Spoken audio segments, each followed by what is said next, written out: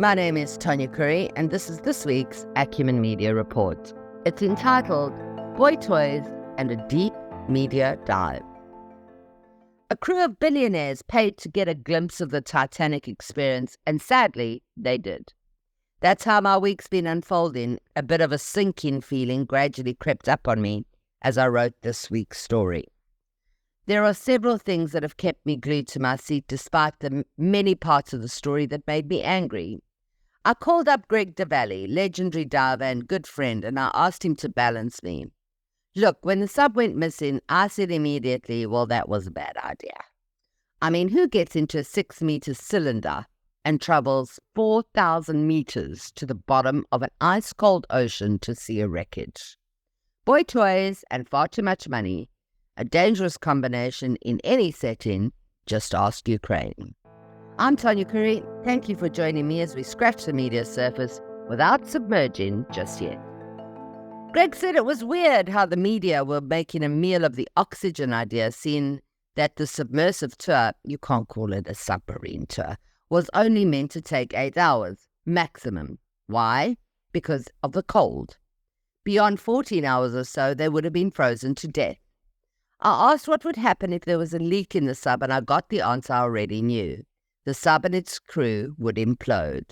There would be nothing left of them. There is 4,000 meters of water above you. What do you expect? I told him there were bits of the story I didn't buy at all, like the banging sounds at 30-minute intervals at 4 kilometers below the surface. Not even I can make that much noise with a column like this, and as a diver, I can barely hear the boat engine 18 meters above me. This was never going to end well. Greg lamented that the world was now showboating to see who can show off their technology to go find the capsule. Again, I can't call it a submarine. I pointed out the irony that social media had brought to light of 700 refugees that were still missing at sea, and not a single billionaire even blinked. I said it would be nice if someone sent out rescue ships to fix that, to which he retorted, it would be nice if we could tar the road from Sodwana to Ermelo. He's right. It's funny. It's tragic. It's true. Boy toys. And with that, let me bring us home where sinking submersives are the least of our worries. Ramaphosa has been around the world in 9 days. Not 90. 90 would have been fitting because he'd need a hot air balloon. And that would be fitting as that's all he's selling. He started Africa's peace mission to end the war between Ukraine and Russia. This hot off the heels of Windy Poop shuffling off to the USA to engage in trade relations. What is he doing? Who does he think he is? Well, it set a spark under Rama promises behind, because the next thing he was in Poland and his crew were being held at the airport. It sounded like a hostage situation. Then the president, sans security and journalist, was whisked away. Hours later, we were told that he was safe and he had met a very abrupt Zelensky, who clearly hasn't got time for chummies of Mother Russia. 2 of our favorite journos kept us entertained singing school anthems in a sealed plane to keep the mood light. The truth is they were scared as hell, and they were treated very badly. But they brought us the news, and I read it, so you don't have to. It makes me wonder, though, how Jumping John managed to stand next to that missile with a forlorn look on his face without a problem. Strange world we live in, hey? Anywho, the prayers swiftly made his way to Putin, who took his hand like he had reunited with Trump, and the handshake standoff began. A day or so later, Cupcake hosted the Portuguese president, and the day after that, the leaders of both Denmark and Holland were also on SA soil to sign some hydrogen pact that I don't quite understand. Last night, he arrived in Paris to take part in a cybercrime coalition. It looks like he took as many countries in the West that a person could in a game of Risk. More showmanship? He's trying to either make peace before Putin gets here or to counter Wendy's visit. Either way, it's nice for Cyril as he squirrels away from load-shedding, cholera, protests and floods. A dipslit community leader put it best. Mr. President, we are begging you. We are your people. You are returning from Ukraine and Russia. Dipslit residents are living like people in Ukraine. We are dying day in and day out. It's enough. The war is here, Ramaphosa. Our out-of-touch meditation app has forgotten who paid for him. Too deep in the hole. Then my pet peeve of the week, Madam Boosie. This chick thinks it's okay to yet again stall the inquiry. Her working term as the public neglector is due to end in September. She says that 4 million rand is not enough funding from us for her to prove she is in/competent. Why don't we send her home? It would be cheaper for one, and secondly, Tina Jamat Peterson wouldn't be questionably dead. Yes, you read that right. This week, 3 weeks after we buried her, a docket has been opened for Tina's unnatural death.